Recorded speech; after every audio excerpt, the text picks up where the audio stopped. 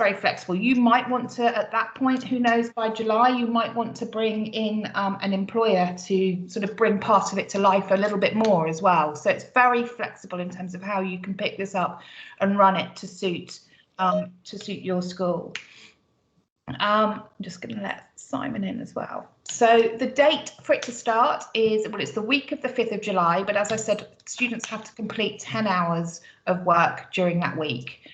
I think Harriet said it sometimes stays open a little bit into the following week as well. So if any students do need to catch up, they are able to as well. It's sort of those first couple of days into the following week, but it'd be great if we can get it all to be done within that week. The modules as well, and Harriet's going to run through a bit of a demo in this, as well as the modules including information and videos from employers, etc. They do include tasks and quizzes that the students need to do to sort of confirm their understanding, and they need to submit those to be able to then get the certificate to prove that they've fulfilled the week work experience. In terms of what our plan is, right, from the after today, what we'd like you to do is register your interest. If you're interested to find out more about the experience, then we should, over the Easter holidays, I'm going to work with SpringPod, so with Harriet and Tom and their colleagues, to pull together a storyboard of exactly what the experience will look like. We'll get that out to you after Easter, so you can then officially sign up any students that you want to take up a place for that.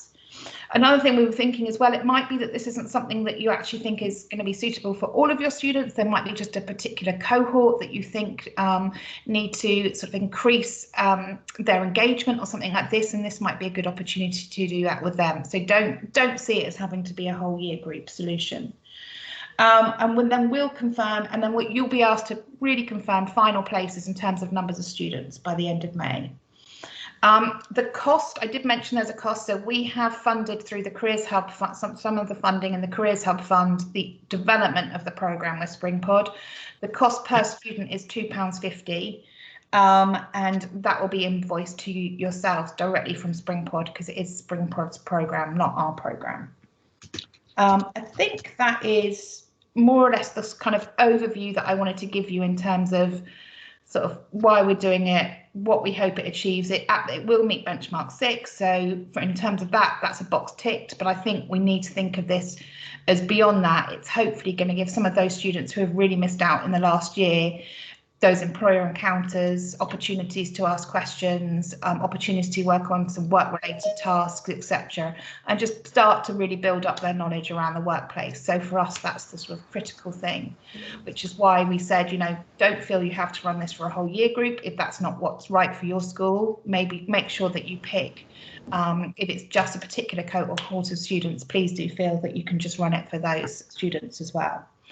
So I'm going to hand over to Harriet, who's going to give a bit of a demo. She'll also be able to talk you through sort of how you, in terms of when you do get to the point, if you do want to move forward with this, how you would sign up for it, so around safeguarding, etc. She'll show you the dashboard, which you can see in terms of how your students are progressing, etc., and how students go about asking questions, etc., and things like that. And then we'll just open up the floor to any questions that anyone's got that we can try and clarify for you. So Harriet, over to you. Morning, everybody. So I thought it'd be good to introduce the two SpringPod team members that are here today, because we have slightly different roles. So moving forward, if you do want to register your interest, you do want to get involved in this programme, we'll be helping out on slightly different things. So I'm Harriet.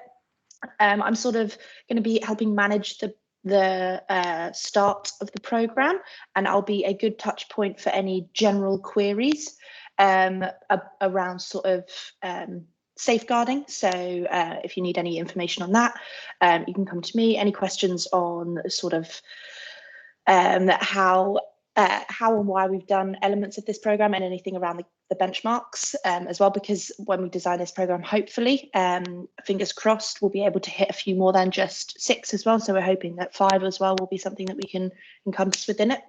But I've also got my colleague Tom on the call. So Tom. Hi guys, yeah, so I'll be picking up after Harriet as well. I'm a customer success manager, so I'll be making sure everything's uploaded correctly. I'll be sharing some folders with you to make sure the content's correct. I'll also be helping out with, there's some webinars scheduled in. So I'll be helping with that as well down the line, training you guys up to make sure you're comfortable with the actual platform, and also to make sure we've got everything ready for you for that, basically. And I'll be providing the reports on how the students are getting on too. And also, you know, just to make sure like that you guys are all completely comfortable with the process of it, and I'm just here for you guys to reach out if you need anything on top of that as well. Great.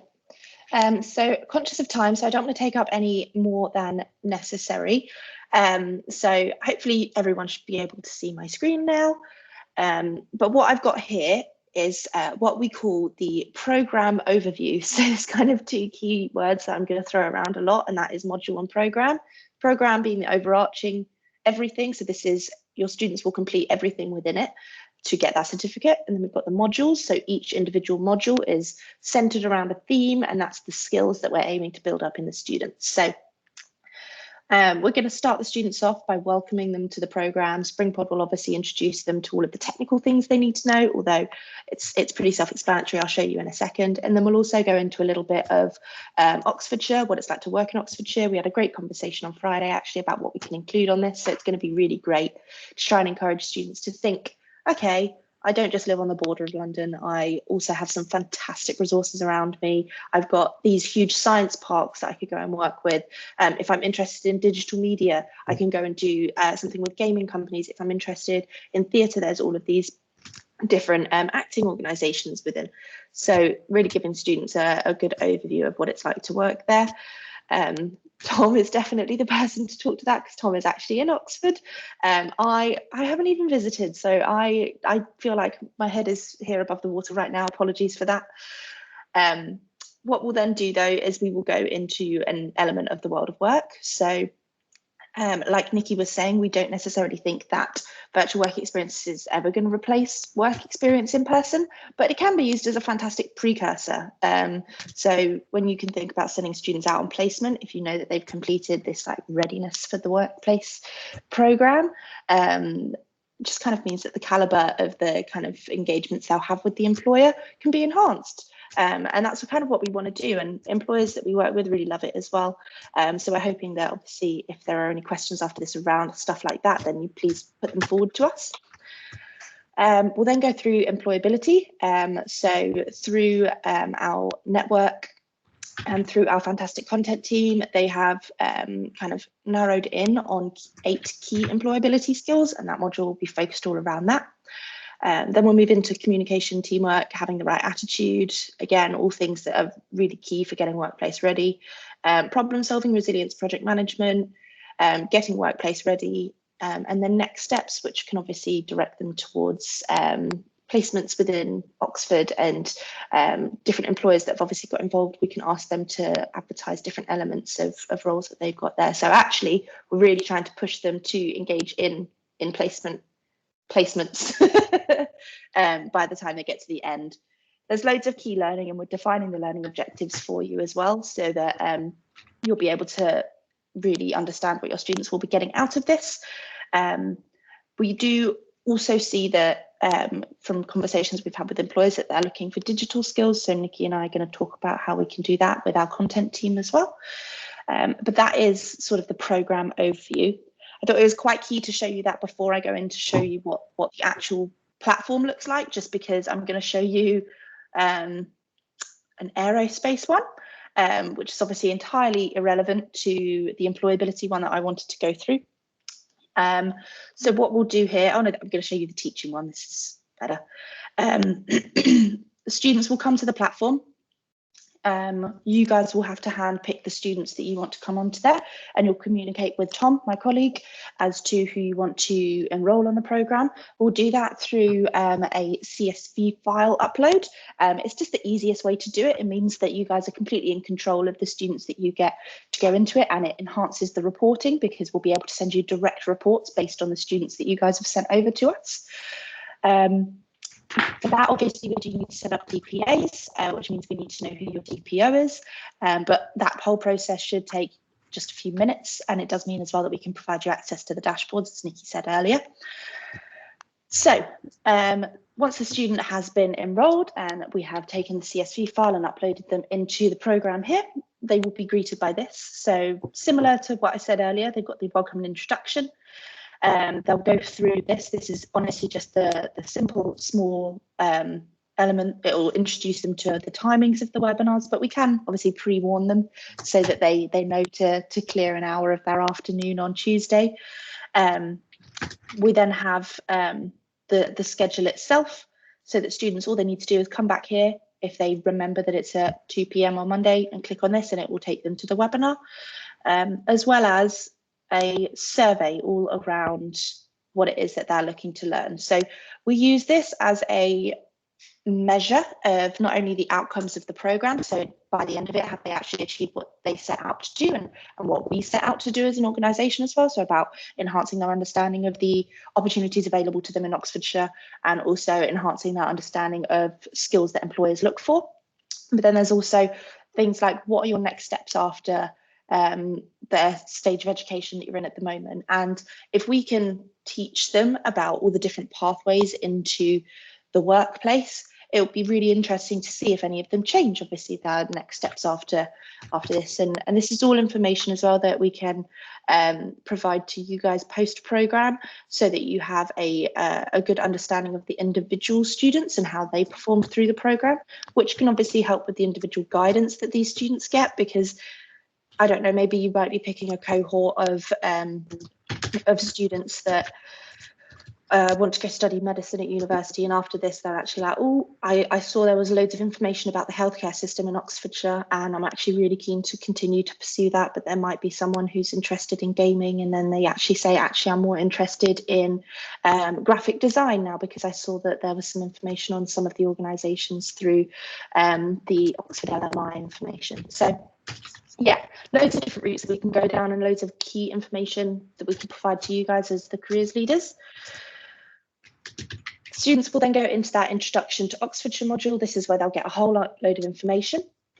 Each module includes different activities, assignments, whether that's set by the employer or by Oxfordshire LEP or co-created by SpringPod. There's quizzes, there's the webinars, and each webinar feeds into the sub-module that we're looking at. So say it was the introduction to Oxfordshire, and we had a panel with loads of different employers on it, and they were all talking about how they found their role in Oxfordshire and what it's like for them to work in Oxfordshire, all sorts of different things, and your students can come and ask the questions to that. It shows some key learning, cements some information for them, and goes through it. So you can see there's a breakup of different elements. So there's a little bit of text, there's some quizzes. So this one here is an interactive one. It takes them to a new area. There's a reflection activity. So this one's just free text. If they go down to other areas, what we can do is we can ask them to submit assignments. So we'll give them the tools that they need for this, and they submit the assignments so that they can move on to the next step. And it is all tracked. So for every sub element that they complete, it goes towards their completion rate. And to receive the certificate and the completion at the end of the module, they do need to have 100% completion. If they say get stuck at 99%, you'll see that there's this little live chat box at the corner as well. So if they get stuck at some point and they're a bit confused as to what's going on, maybe they're having difficulty submitting an assignment, our team here at SpringPod is on hand to help. So we'll be able to provide them a little bit of information and guidance as they're going through it. Obviously means that you guys don't have to become technical wizards in the ins and outs of our platform as well, which is really good for you guys. There are other kind of routes that we can go down for activities. So as Nikki mentioned, if we kind of thought that we wanted to go down a team building activity and you actually wanted the students to perform a task as a team with sort of some peers within their school group, we can preset those activities to make sure that students are aware that this is teamwork within the groups at school, and obviously all things permitted, they should all be in a classroom and be able to interact, and it should be a really good way for them to go about it. Again, they just keep going through it. There's all sorts of different activities. We like to re-cement the learnings that they make through activities and quizzes towards the back end.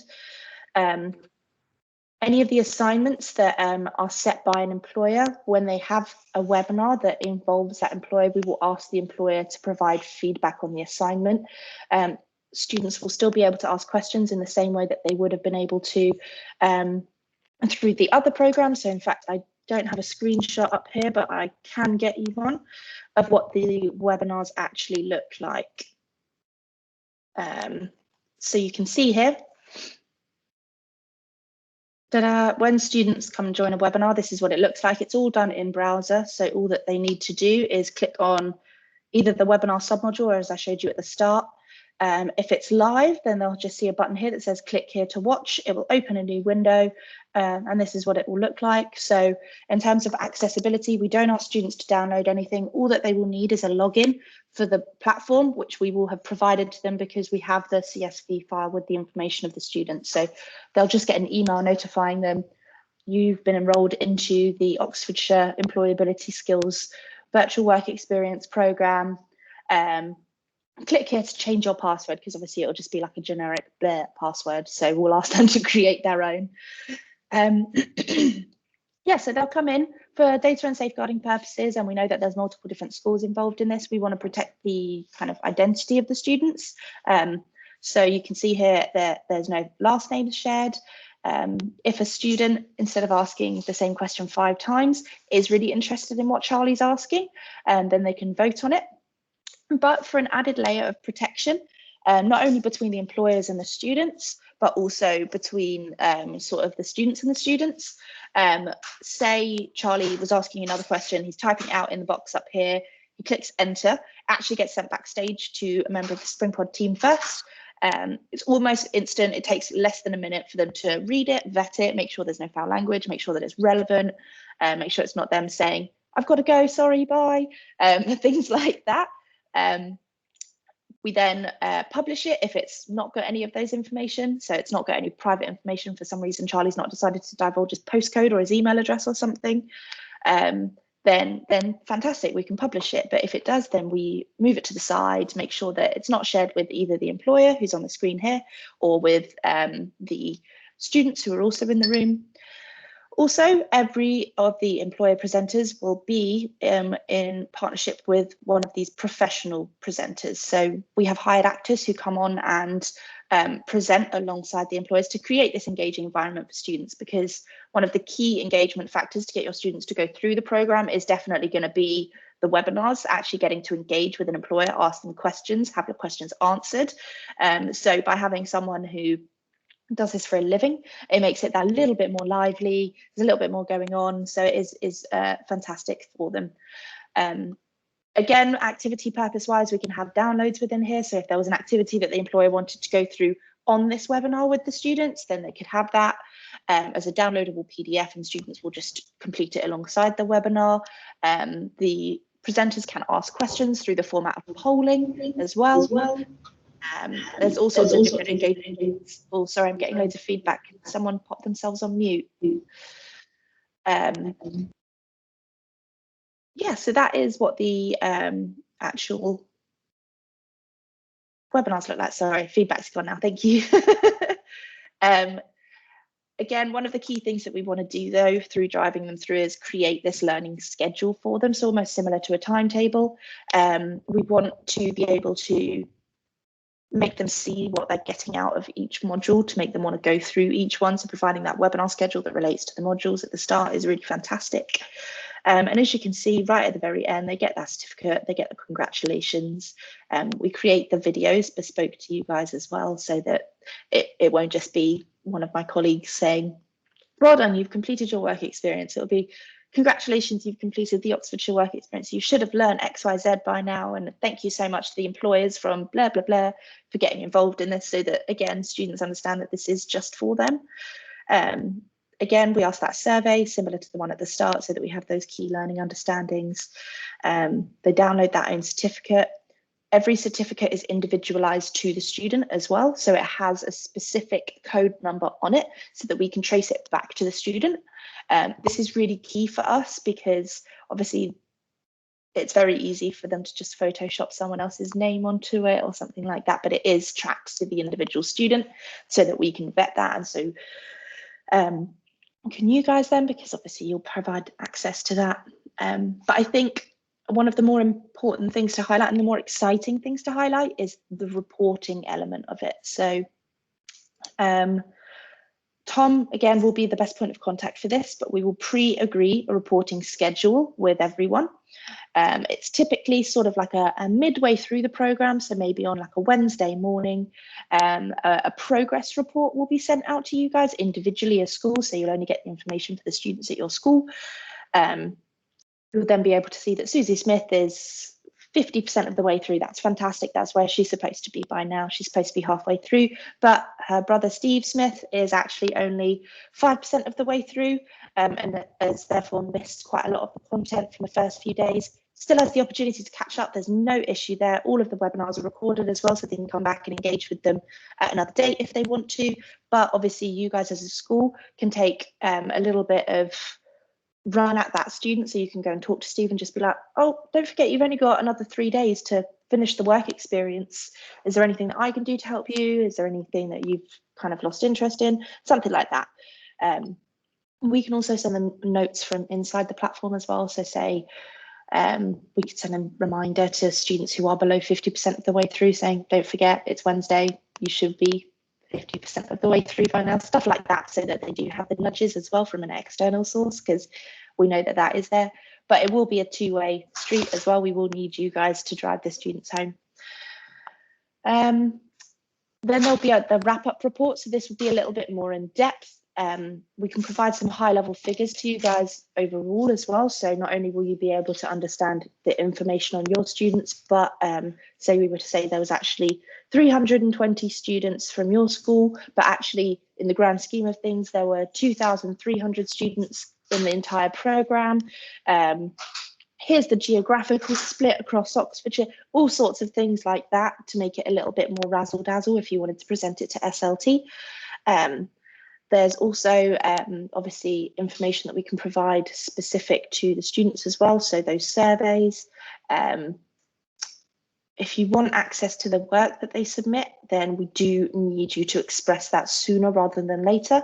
That is just a note, but obviously the students that are submitting the work do also have access to the work that they've submitted.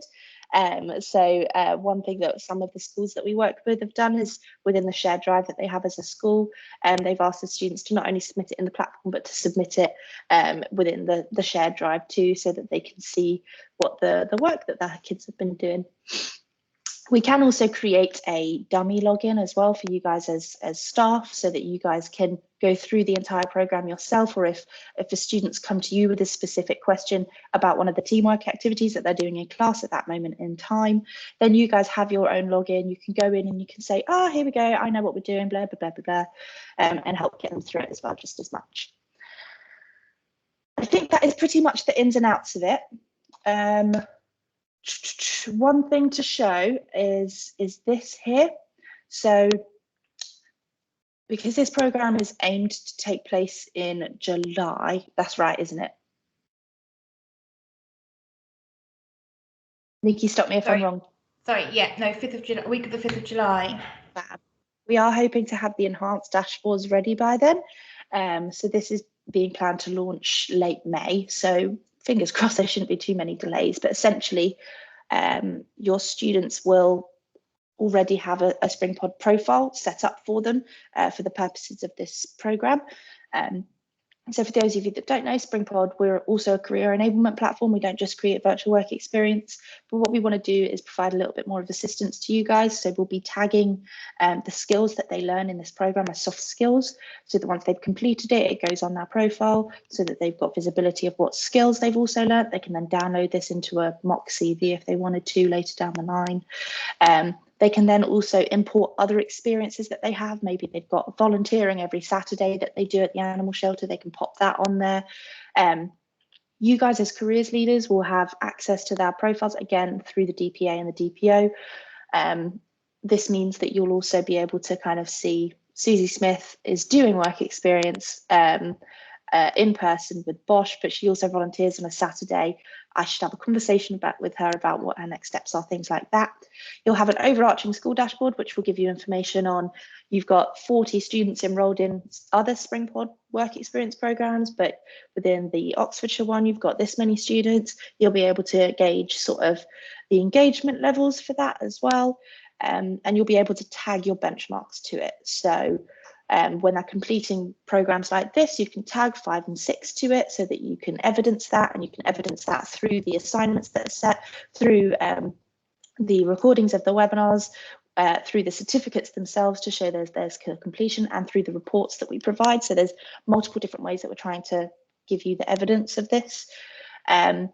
And then, yeah, any other benchmarks that you want to tag to other stuff as well, you can do within the platform. But this is something that we'll have to keep you updated on, just because obviously it's not launched yet. We do have another dashboard as well that you will have access to regardless. It's just not as polished as this one. So you guys will be able to still track the overarching information of the students in the platform and what they're up to, really. But yeah, that's that. I've been talking for a good solid 20 minutes now, so I'll open the floor up to questions. Brilliant, thanks Harriet. There are some questions that have come through, so let me just go back and have a look at those. Hold on 2 seconds. Generally, how long are the webinars? Yeah, I can answer that. So generally they'll be about an hour. If it's looking like we're going to have a couple thousand students, then we will obviously try and extend those for the students' purposes, because we find that providing more access to employers and letting them have more time to answer questions can help. We do rely on the employers though, obviously it's their time, so all we can do is coax them into it. But yeah, we will always advise to make sure that the students are getting the most out of the platform. Yeah, and I think in terms of what we've talked about as well, Harriet, isn't it? We might have employers talk for like 20 minutes, half an hour as a panel, but then make sure we do offer up really sufficient time for questions as well. So a lot of it will be Q&A. So another question that Sharon's answered as well is, how prepared are those employer presenters? Do they have depth to their information rather than just a chat? And I think, Tom, you will spend some time with employers before that, won't you, to make sure they're fully briefed and they're fully ready to actually take part in that session, so that it can be really focused around the core skill that that particular webinar is associated with. Oh, you're on mute. Tom. I haven't done that for a while. Yeah, no, so yeah, exactly, like just making sure you guys are comfortable and you know exactly what you're talking about. Obviously making sure that on the day and leading up to it, you're not nervous and you know exactly what's going on. So not really to say to hold your hand, but to, you know, give you that extra confidence basically. And also, you know, the main thing really is making sure it's organized in a fashion where there is enough time to leave it open for those questions basically at the end, because it's a good way of kind of like adding engagement to these webinars. And I saw another question basically in regards to it. I mean, with where was it? Sorry, I think it was Simon. So basically with them access and experience, I mean, the webinars will be set. We'll agree like down the line set times for the webinars, and there'll be 4 in that week. And, you know, ideally we'd like to get all the students to attend that basically, but that's also down to what you guys decide. But yeah, that's like the live chats as such. That's like a Q&A session on the webinars basically. So and with them having access to the experience, they'll get an online login, and they can basically, it's kind of up to you how you want to run that. Like if you want them to make sure they're going to be, you know, doing that throughout the week at certain times, I mean, that's something which you guys can decide. We're not that strict on. We just give them the access, and we just then process the reports to send you guys afterwards basically. And also we give you feedback on who attended and who didn't attend, and the Q&As from those webinars. So say for example you get hundreds of questions come through, it's not going to be possible to answer all of them. What we'll have afterwards to give you is just let you know via report, and you can see the questions, and all the questions will be relevant as well, because like Harriet mentioned before, they would be make sure they're looked at properly before being submitted, basically. But yeah, so I mean, down the line, like basically we'll go through that all later on, depending on the platform, because it depends on how many students will be attending as well. But we can talk about that later. All just me rambling on a bit is you guys will be looked after, and you'll know exactly what you're doing, and the students will know exactly what they're doing as well. Yeah, and just to tag on to the end of that, my colleague who's not here today, Sid, who manages our content team, will work with the employers as well to make sure that they are aware of the learning outcomes that we've set either for specific modules or for the entire program, so that when they're discussing things on the webinar, that they are aware of what they should be discussing.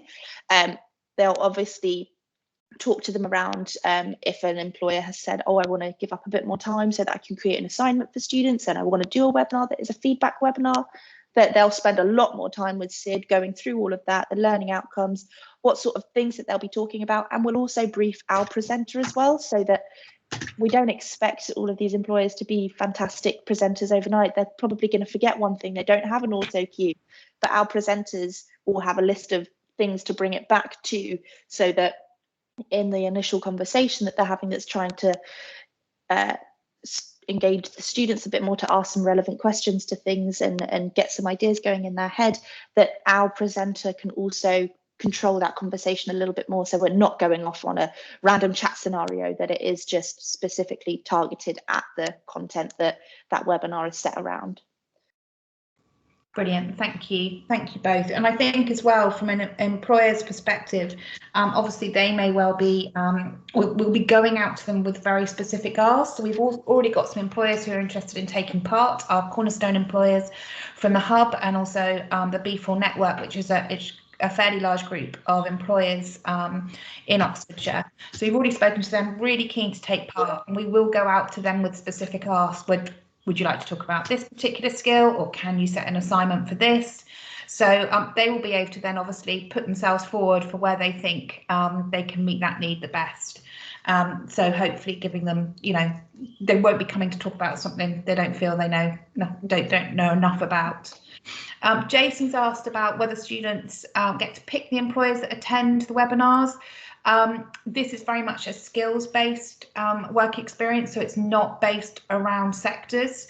There will obviously on the webinars be employers from multiple, we're going to ensure they're employers from the key Oxfordshire growth sectors and the key sectors with regards to our labour market. So there will be a broad range of employers on those panels, but the focus is for them to talk about skills rather than them to talk about their own individual sector in too much detail. The reason we've done that is obviously we made the decision, if we do it on one sector, that's obviously then going to mean there's only a group of students who might be interested in that. This way, it means that obviously everyone gets that rich experience and is able to understand the skills that Oxfordshire employers across the board are looking for as well. Simon asked how many webinar topics, career paths will be covered. So in terms of the webinar topics, Harriet, I don't know if you just want to pop that up in on your screen again if you've got it there, but just to reshare the modules. I think Simon arrived a bit late, so you can reshare the modules that are going to be focused. So those are the particular modules, and as I said, they are very much skills focused.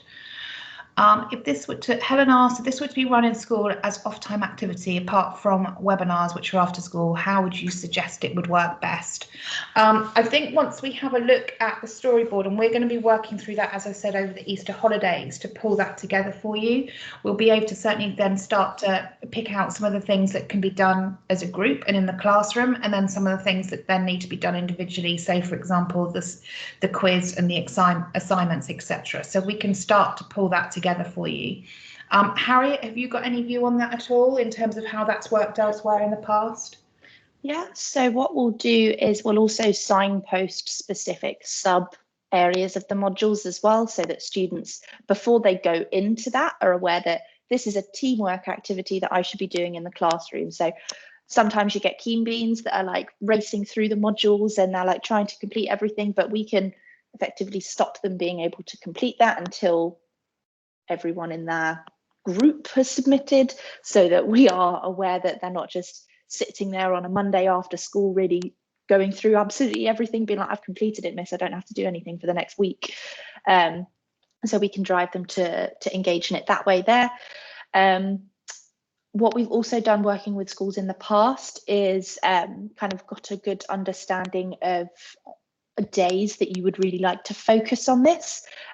So I don't know, we recently did a project with 6 schools, and they all said that Thursday afternoon is usually a good time for them to arrange these small classroom groups internally. This was unfortunately when things were all digital and working remotely, but the schools set up individual classrooms for the students to go and do team working activities on the Thursday afternoon, so that we knew that modules kind of 5, 6 were kind of the key areas that we should focus on those teamwork activities, because we expect students to get to modules 5 and 6 later in the week. So yeah, that's kind of how we would work. So if there are any kind of key things that you want us in content creation and storyboarding to look out for, then make us aware as soon as possible, I would say. But it's a collaborative process. We can't do this without you guys. Brilliant, thanks Harriet. A couple of other quick questions from Jackie, has asked about a presentation for the SLT. Really good point, Jackie. We will work on that as well over the next couple of weeks while you're off, so that when you get back there's something maybe that's a little bit more in depth that you can share with SLT to get their agreement around that. In terms of the dates, it is that week, and I know we're not going to probably find a date that fits all schools, but we kind of had to go, we had to just picked a week that we felt was kind of, for the majority of schools, we know a lot of schools do run their work experience, if they do face-to-face work experience during July, and certainly during that first week of July, which is why we have picked that particular week. But don't forget, this is something that students can do out of school. So yeah, they absolutely can do it in school, but also it is something that they can take part in their own time as well. And they've got that full week to do that in the evenings, so they can still make use of that. Just to remind everyone as well, we would see this being as for year 10 and year 12s as well, so not necessarily just for year 10s, but for both year groups. And also you may want to have, I know your year 11s will have left by then, and year 13s, but it might be that there is a cohort within that you think, actually, do we still want to enable them to be able to do this even after they've left school as well, after they've finished for the year?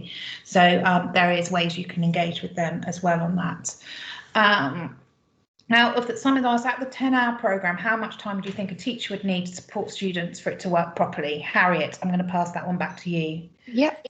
It is designed so that the students can do it without assistance. It's very rare that students turn around to teachers and ask for assistance in it. Obviously, majority of the programs that we actually run as an organisation take place in the school holidays.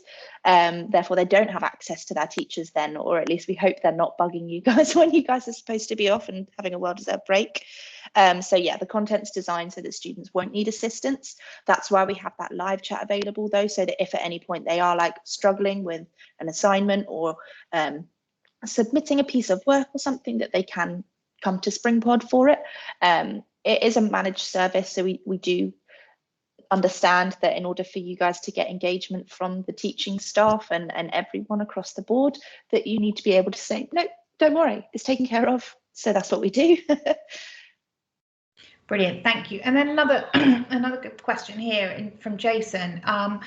If obviously, because some of our schools, because the students are now back in school and it's not the holidays, they are probably some of them will want to do that mixed approach of maybe delivering it, some of it within the classroom and some of it for students to do obviously from home as well. But when will the schools themselves, so the teachers, be able to actually see and the careers leaders be able to actually see the platform so that they can get comfortable with it before the week actually starts? So how long will they have access to it before it's launched to the students? I can't answer that without Sid being here, because obviously in terms of getting the content into there, that is the content team's domain. We do always try and have like this vetting period though before a program goes live, so that it's open to a few of those dummy logins so that you can just go in and have a look around the content. So I will let you know what SID says around that, just so that employers usually need to vet some of the content that's in there as well. If they're creating assignments, they'll need to sign off on things, and provided that they're happy for teachers to go in and explore, then usually that's the period that it would be like the week or two before. But obviously, just to touch on sort of like if SLT or a head teacher can try it out, if this is sort of to get sort of like a buy-in and approval from them in the process. So you'll need to either come to us with specific questions that they've got. We'll create a resource about why SLT should be engaged in this sort of program, because we won't have a demo ready until June, I would say, of the actual program. Brilliant, thank you. And yeah, Harriet, I can work with you on that over the next couple of weeks to get something over to you, which you can then share with SLT, which maybe will give you access, like Harriet's shown you today, to one of the other programs that has been set up, which obviously they can, obviously the content won't be the same, but the structure will be very similar, so they can understand how that works. Yeah. Any other questions from anyone at all at the moment? I'd just like to add that students' engagement in virtual work experience has been really, really high so far. And we know that it is a difficult conversation to have internally. So we do want to do everything that we can to support you guys getting that buy-in, because it could be the biggest hurdle that we face. If we don't have buy-in from SLT, but we're running a program, then it could mean that the completion is not what we want to see, that students aren't gaining everything that they could from this program. So honestly, just open it up to any questions. Tom and I are always about to help. We'll sit on as many calls as you want us to. We'll fire emails back and forth. Sometimes might be a bit slow, but yeah, we've got obviously between now and July to get you guys engaged in it and involved in it. So yeah, please take advantage of all that time we've got. And one other thing I was going to say as well, if there are any of you, a couple of you who are interested in maybe working with, so Susan and I are working on this together, if anyone's interested in supporting with us with that in terms of just reviewing the content and helping us think about what can be run in the classroom, what can be done, achieved from home, please do reach out for us, because it would be great to get your input at this stage so we can really make sure that it works really effectively for you. So Jason's also got another question here. From your early point about the skills-based virtual experience and not a careers-based one, I think if students who are keen on construction can have a skills webinar from a construction person, this might increase their motivation and concentration. We will have throughout the sessions, Jake, so there will absolutely be construction companies involved in the panels, without a doubt. We've already got, we had one of them on a call last week, so construction will be featured. There will also be some short employer videos as well, maybe 3 or 4 minutes, which students watch as part of the modules too. And no doubt we've got quite a number of our cornerstone employers are from the construction sector. And they've already said that they want to provide some content as well. So there will be interspersed throughout the week.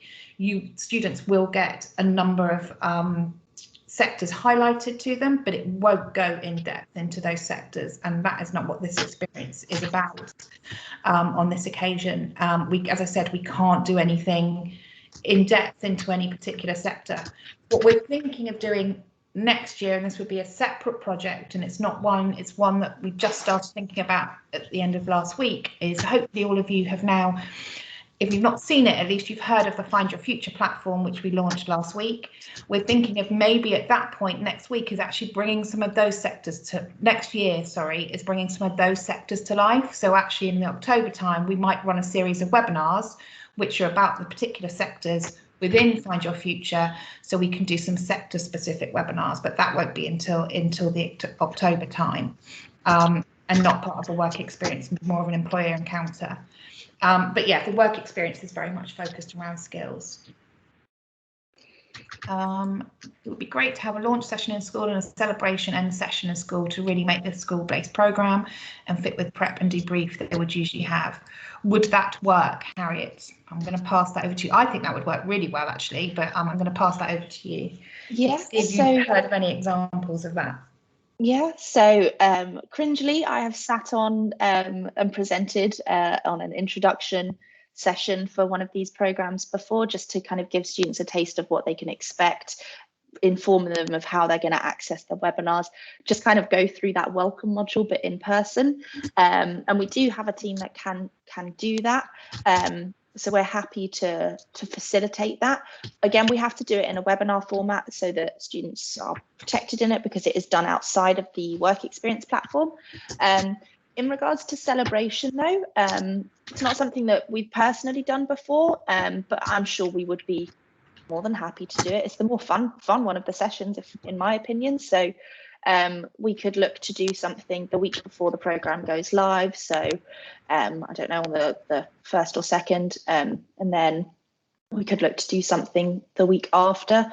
It would just be sort of like a half an hour one, and it would most likely be myself doing it, because we've got that bank of professional presenters that I showed you. They cost SpringPod money, and I can't imagine that SpringPod would be willing to hand over a few of them for me for a few hours. So yeah, it would be more likely myself. Yeah, absolutely, Harry. I mean, I was saying you could include an employer in that as well. Potentially, we've got enough of our employers who are really keen to do that. And Helen, you said as well about having a local employer. I was going to say that absolutely. What about using your enterprise advisors to do this for you? I'm sure they would absolutely love to. So, and I know that they've been really keen to work with you this year, but obviously because of the disruption, it's not always been easy for them to do that. So we can certainly talk to our enterprise advisors about that. We can pull something together in terms of what they could present the week before and the week after. They could do a shout out to all of those who have achieved sort of 100%, which will hopefully be the majority of your students. But we could certainly look at sort of putting something together around that. That's a good idea. Sally's asked, what's the deadline for schools to sign up? So as I said previously, we're going to get to, after today, we'll get a form out, a Microsoft Forms out for people to register their interest. On that, we will ask which year groups, how many students you anticipate. This is not confirmation in any way, but it's just for us to start to get an idea of numbers. We'll expect that to be back with us by the 23rd of April. So we've got that idea of numbers. We will then that week make available the storyboard to you, which will have a lot more information in terms of what will be included in the modules. And we will ensure by then you've got some communication you can share with your SLT so you can get their buy-in. And at that point, you will then have another couple of weeks to actually confirm whether you want to go ahead and take those places. But we'll confirm all those dates at that time. Any other questions at all?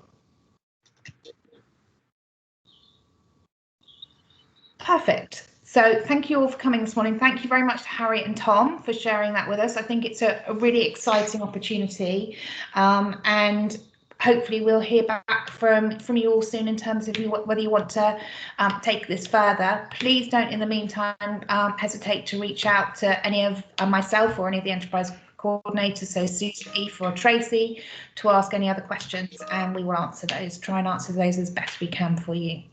Okay, thank you very much. Have a good day and a good week and a lovely Easter. All right, everybody. Yeah, bye. bye.